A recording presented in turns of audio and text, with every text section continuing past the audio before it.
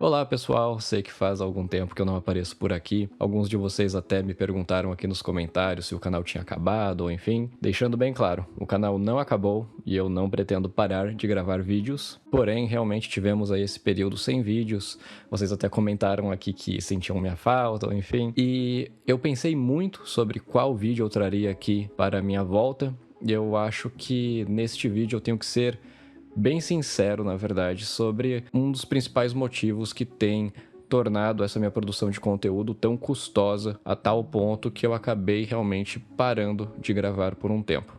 Ah, se você não me conhece, obviamente não tem como você ter sentido falta de mim, mas não tem problema. Neste canal aqui falamos sobre autismo principalmente, e aproveita e fica aí, porque nesse vídeo aqui também falei sobre tretas e enfim, a maioria das pessoas gostam de tretas. Eu me chamo William Timura, eu estudo e pesquiso autismo, também sou diagnosticado, né, ou seja, sou autista, e também sou um ativista, além, é claro, de ser youtuber também. Bem, até então a minha produção de conteúdo aqui no YouTube eu diria que tem sido muito direcionada a principalmente entregar conteúdo tentando relacionar com a literatura científica sempre que possível, para que de alguma forma essa informação seja útil para a vida das pessoas que acompanham o canal. E focando em entregar essas mensagens de forma a ter a maior qualidade possível, talvez não tenha tido tanto espaço para falar algumas coisas pessoais, porque nos bastidores acontecem algumas coisas que eu nunca expus, mas acho que chegou ao ponto que não tem mais como não falar sobre isso. Ou seja, se for para continuar gravando vídeos aqui no YouTube, eu sinto que o meu público precisa saber, eu preciso compartilhar isso com vocês. Basicamente, eu tenho notado que eu cheguei num ponto que eu não conseguia mais me pronunciar da forma que eu queria me pronunciar por conta de receio em conflitar principalmente com outros ativistas. Talvez você não seja da comunidade do autismo, então você não saiba disso, mas infelizmente, dentro da comunidade, entre os membros dela, né, nós temos muitos conflitos. Quando eu digo isso, eu noto que muitas pessoas se surpreendem, na verdade. Mas eu acho que não deveria ser tão surpreendente assim. Afinal de contas, para começar, autismo é o transtorno espectro, então você tem muita variabilidade sobre a necessidade de suporte, sobre as reivindicações que são pertinentes para cada grupo. E o segundo ponto é que não envolve apenas os autistas, envolvem as mães, os pais, os profissionais envolvidos das áreas da psicologia, psiquiatria, fonoaudiologia, enfim. E alguns desses perfis não têm ideias sobre autismo que são compatíveis com um outro conjunto de ideias de outro grupo. Bem, só para começar, a própria definição de autismo. Se autismo é algo natural, se é algo bom ou se é algo ruim, algo indesejável. Só essa diferença de perspectiva de como se relacionar com este termo, né, autismo, já dá uma diferença enorme no discurso. Bom, este é uma das perspectivas diferentes que existem na comunidade que a gente conflita, mas existem vários outros pontos. Por exemplo, a noção de que seria possível sair do espectro do autismo. A gente já viu aqui em outros vídeos no canal que existem níveis de severidade do autismo. E também sabemos que uma pessoa que é diagnosticada com um nível de severidade mais grave, o dito, autista severo, pode principalmente, ao longo do seu plano terapêutico, tendo tantos ganhos a tal ponto que ele passa a ser categorizado como alguém com autismo de nível 1 de suporte, ou seja, a sua manifestação mais branda. E há uma discussão principalmente relacionada à intervenção intensiva e precoce, ou seja, o tratamento que inicia logo nos primeiros anos de vida, que seria possível que este indivíduo, diagnosticado então com autismo, se desenvolve tão bem a tal ponto que ele é clinicamente indistinguível de outras pessoas que tiveram desenvolvimento típico, da mesma idade. E aí se propaga uma noção de que isso seria sair do espectro do autismo. Este fenômeno, claro, tem sido relatado na literatura científica e os cientistas têm encontrado alguma forma, algum termo de tentar se referir a eles sem que seja ofensivo. No caso, ultimamente tem se usado muito o termo optimal outcomes para se referir a isso, que seria mais ou menos desfechos ótimos, ou seja, um caso que se teve ganhos excelentes. Só que nas redes sociais e principalmente para uma determinada corrente de ativismo dos autistas, sequer mencionar o termo sair do espectro é algo extremamente ofensivo. Novamente se relacionando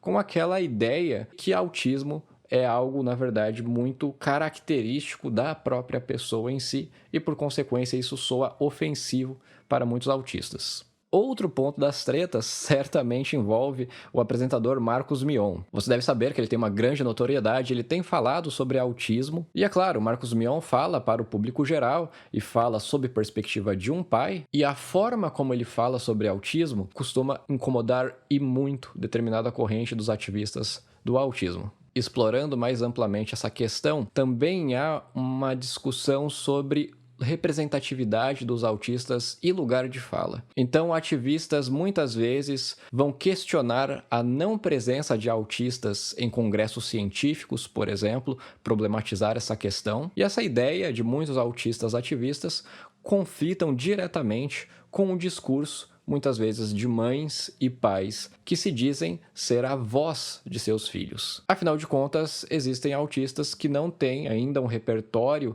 de comunicação o suficiente para demandar e expressar as suas necessidades perante a sociedade. E bem, sobre este ponto, eu particularmente defendo que o discurso de uma mãe ou de um pai que tem um filho autista, principalmente um autista que não poderia estar ali presente defendendo seus próprios interesses, este discurso deve ter tanto peso nas audiências públicas, por exemplo, quanto o discurso dos próprios autistas. Eu entendo que os dois discursos são igualmente importantes para a formulação de políticas públicas, garantia de direitos e enfim. Mas, é claro, ao expressar este ponto, ou sequer dar a entender isso, é algo que é passível de críticas e que outros autistas ativistas não vão gostar muito.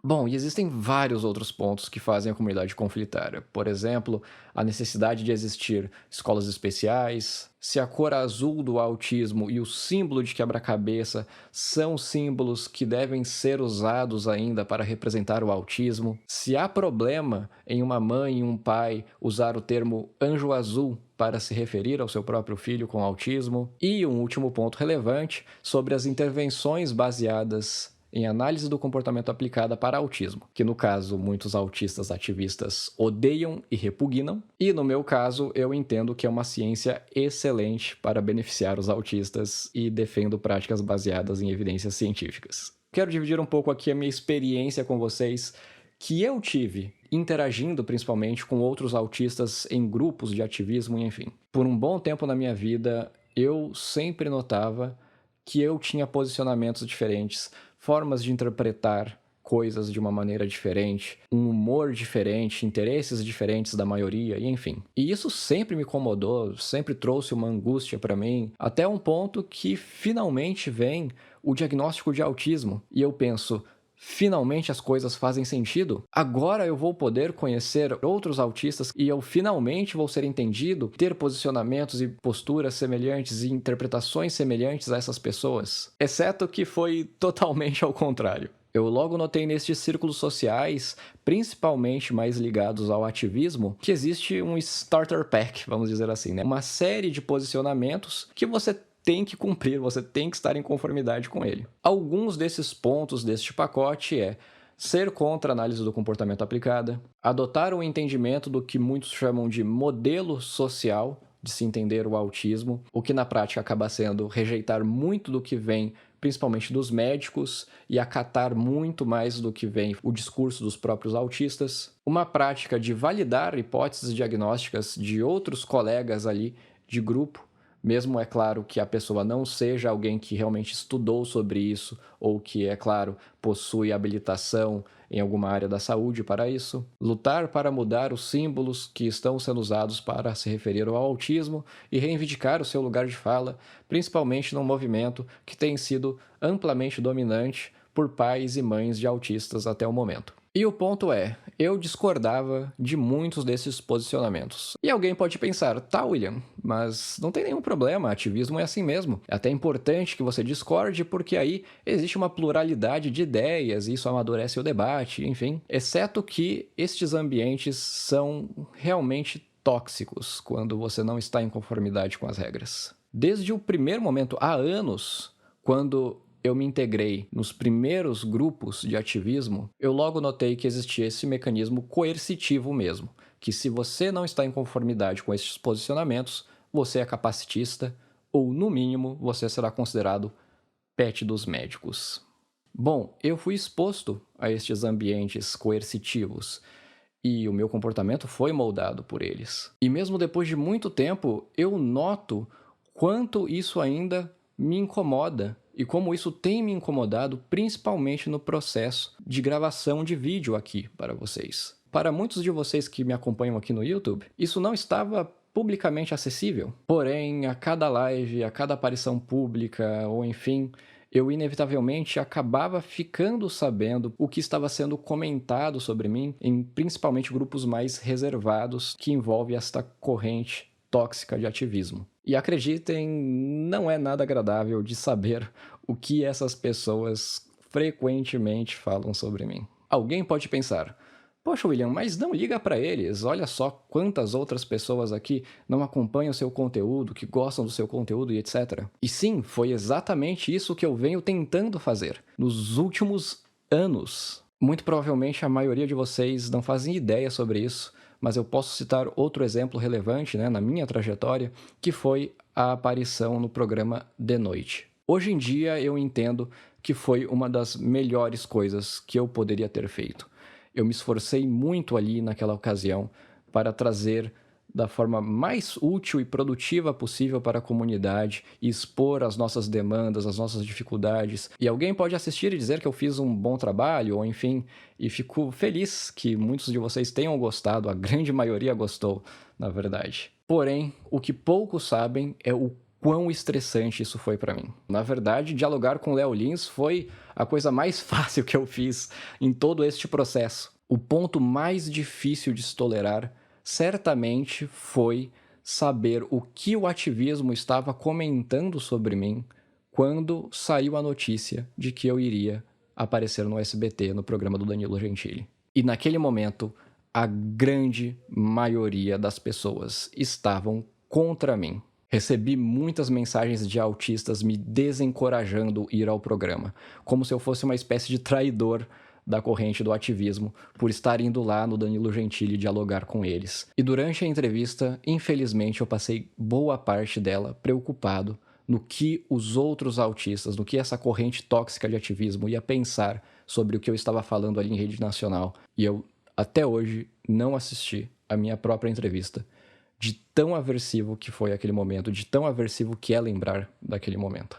Enfim, eu realmente sinto que eu já tolerei por muito tempo, e falar sobre isso é quase como se eu estivesse falando sobre uma situação de abuso no passado. Particularmente, eu entendo que alguns autistas ativistas têm posicionamento extremamente equivocado sobre algumas questões, mas, por outro lado, também entendo que os meus posicionamentos não são corretos, melhores necessariamente, ou enfim. Eu realmente prometo que eu sou uma pessoa fácil de ser convencida, desde que haja bons argumentos sobre o ponto a ser defendido. Como última sugestão, talvez você queira repensar quem são os autistas ativistas que você permite que influencie nos seus posicionamentos, nas suas convicções, porque afinal de contas, autistas não são anjos azuis e muitos deles não são motivados pelos melhores interesses do seu filho, do seu educando, do seu paciente. Sei que isso é algo extremamente inconveniente de falar publicamente, diminui a uniformidade da comunidade,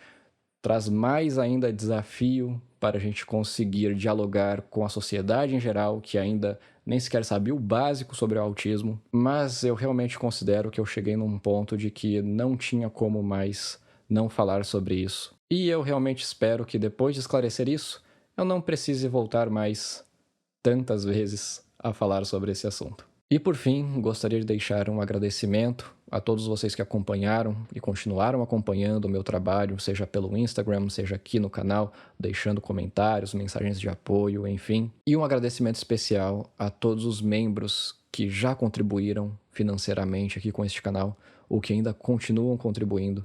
Realmente, meu muito obrigado a todos vocês. E daqui em diante, tenho bem definido de que quem deve influenciar nas minhas gravações, no conteúdo que eu trago aqui no canal, são principalmente as pessoas que são o meu público, e não qualquer corrente de ativismo tóxica que eu acho que já passou do tempo de deixar de ser influenciado por ela.